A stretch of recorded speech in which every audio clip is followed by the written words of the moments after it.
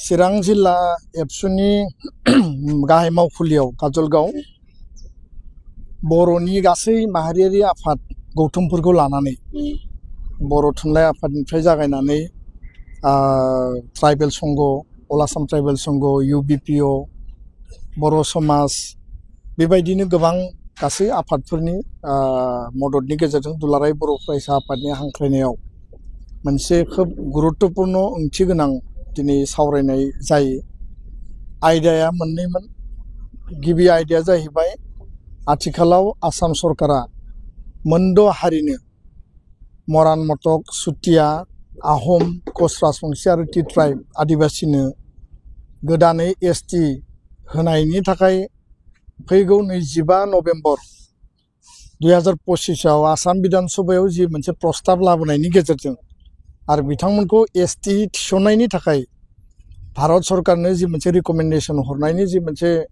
Pre plan बा बिथांमोना हाबा मावबाय थादों आरो सारा आसाम नाङै मोनद' हारिनि गौथुमफोरा आफादफोरा हारि नाङैनो जि सोमावसारबाय थादों, बे समाव दुलाराय बर' फरायसा आफाद आरो बर'नि गासै माहारियारि आफाद बर' हारि हिसाबै जों जिहेतु एबसुआ ट्राइबेल संघ आरो गासै मिसिं, राभा, टिवा, सनवाल, कछारी, टेङाल, देउरि, कार्बि, डिमासा मोन 14 माने STनि आफादफोरा coordination committee of tribal organisation of Assam सिसिटवा हिसाबै बिगार आमब्रेलायाव जों बे इस्युखौ लानानै सिडलिं इस्युखौ लानानै जों जिहेतु माने होबथाबाय थादों आरो जोङो बादा होदों, स्टेन्ड लादों जे कुनु कारनाव जे आथिखालनि थाखानाय STफोरनि जिखिनि राइट्स एन्ड प्रिभिलेज कन्स्टिटिउशनेल जिखिनि प्रभिजन जोंनि पलिटिकेल राइट मोनथाम 6 शिड्युलनि जे ट्राइबेलनि 6 शिड्युल BTC, BTR बा कार्बि आंलं, डिमा हासाव आरो अट'नमास काउन्सिल बिनि पलिटिकेल राइट, बिनि पन्चायत, बिनि VCDC, बिनि जि दायो MCLA बबावबा माने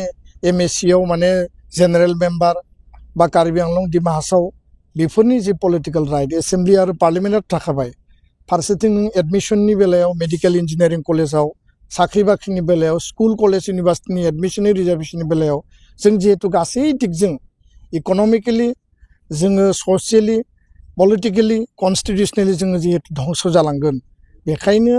जोङो ज'है STआ इउनाइटेडलि जोङो स्टेन्ड होदों आरो दिनै बेयाव जोङो बर' आफादफोरा बर' हारिनि जानानै जों माबायदि हाबा मावलांगोन, माबायदि स्टेन्ड होलांगोन, बे खोथाखौ जों गुवार आरो गोथौयै जों सावरायदों आरो फैबाय थानाय 10 नभेम्बराव गुवाहाटीनि खानापारा भेटेनारि साइन्स कलेजनि जि प्लेग्राउन्ड दङ, बेयाव 1 लाख माने सिसिटवानि बानजायनायाव ट्राइबेल संघ, एबसु आरो गासै आफादफोरनि मददाव बेयाव मोनसे गेदारिं गणसमाबेश लादों आरो बे हाबाफारिनि गेजेरजों भारत सरकार आरो आसाम सरकारनो मेसेज हरनो नागिरदों जे कुनु कारनाव थाखानाय STफोरखौ धंस खालामनानै जाहाथे ST खालामा, जायफोरा क्राइटेरिया गैया, जायफोरनि गाइडलाइनानो मिलाया, जायफोरनि केरेक्टारिस्टिक्सआनो गैलिया, बेबायदिखौ पलिटिकेल सार्थनि थाखाय 2026नि एसेम्बलिनि बिधान सभानि पलिटिकेल अंकनि थाखाय आसाम सरकारा भारत सरकारखौ जेरैबायदि लबि खालामनानै ST खालामनायनि जि मोनसे कनसेप्ट आरो बेयाव ट्राइबेल स्टेट जागोन होननानै प्रपागान्डा जि खालामदों, कुनु ट्राइबेल स्टेट बेबायदि गैया आरो खालामनायनि बेबायदि कन्स्टिटिउशनाव प्रभिजन गैया। दा बेखायनो जों दिनै रेजुलेसन लाबाय। दिनैनि हाउसआ भेहेमेन्टलि जोङो बेखौ अपोज खालामो। नैथि खोथाया जाहैबाय बर' एकर्ड इमप्लिमेन्टेसन 2020 सिमा बारायनाय, गामि थिसननाय, 125th एमेन्डमेन्ट भारतनि पार्लियामेन्टआव पास खालामनांगौ, डाइरेक्ट फाइनेन्स आर्टिकेल 280नि गेजेरजों बर' कछारी काउन्सिलनि राभा, हासं, टिवा गासै गामिखौ नटिफाइ खालामनांगौ, लोगोसेनो कार्बि आंलंनि ST हिलनि मर्यादाखौ होनांगौ, स्कुल प्रभिन्सियेलाइजेसनखौ माने डिसेम्बर दाननि बा नभेम्बर दाननि सेसनाव बिल लाबोनानै बेखौ मावफुंनायनि खोथा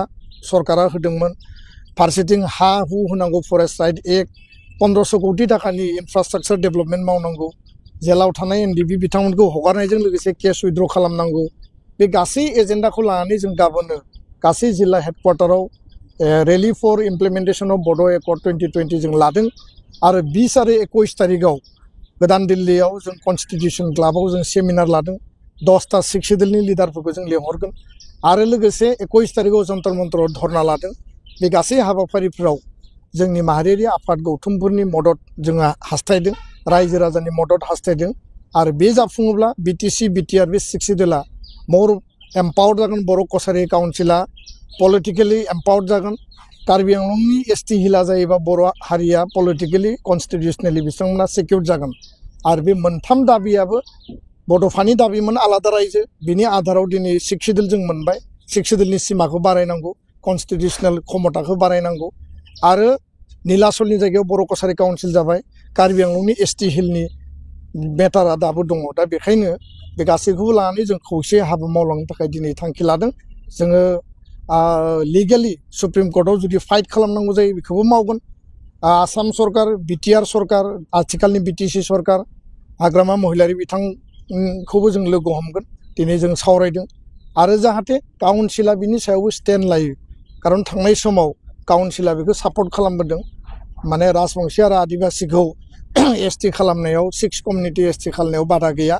जों समर्थन होयो होननानै काउन्सिला बुंबोदों आरो दिनैनि हाउसआव जों सावरायदों जे काउन्सिला जाहाथे बेबायदि सापर्टनि फेभाराव थायाबासिनो जिहेतु जोंनि 6 सिडुल बिटिसिनि 30टा समस्तियावबो बिथांमोना गेलेनो मोनगोन जुदि एसटि जायोबा आरो नैबे माने भिसिडिसियावबो बिथांमोना जायगा मोनगोन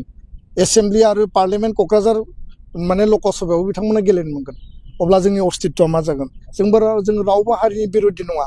बिथांमोना इक'नमिकेलि कन्स्टिटिउसनेलि पलिटिकेलि आलादा बिथांमोना अधिकार क्षमता मोन्थों किन्तु जोंनि एसटिनि क्षमताखौ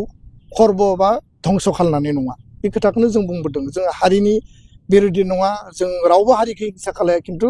जोंनि एक्जिस्टिं राइट्स प्रिभिलेज कन्स्टिटिउसनेल आरो पलिटिकेल राइटखौ धंस खालामनाय खामानिखौ जाहाथे सरकारा मावा आसाम सरकार भारत सरकारखौ जोङो दिनै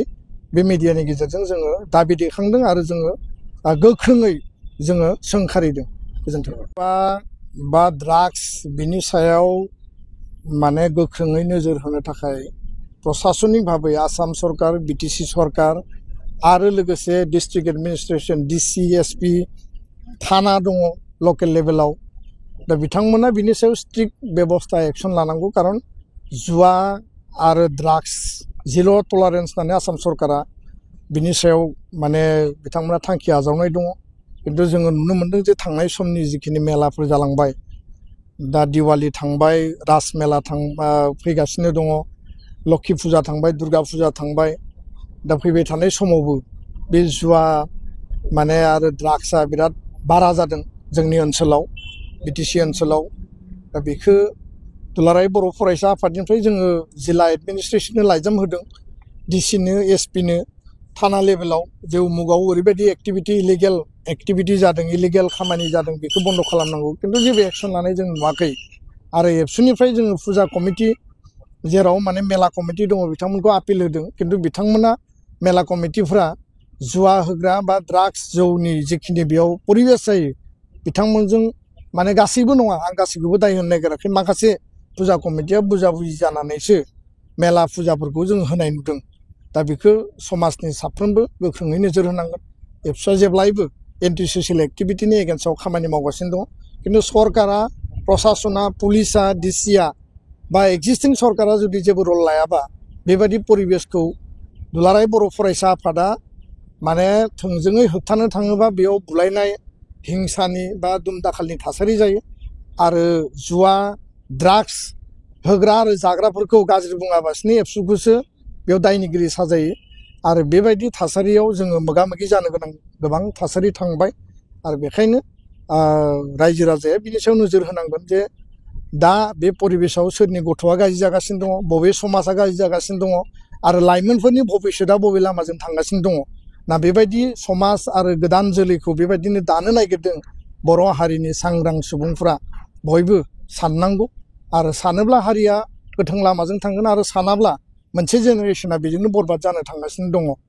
आरो बेखौ लानानै जों एबसुआ जेब्लायबो सिरियासलि जोङो नायगासिनो गोजोन्थों।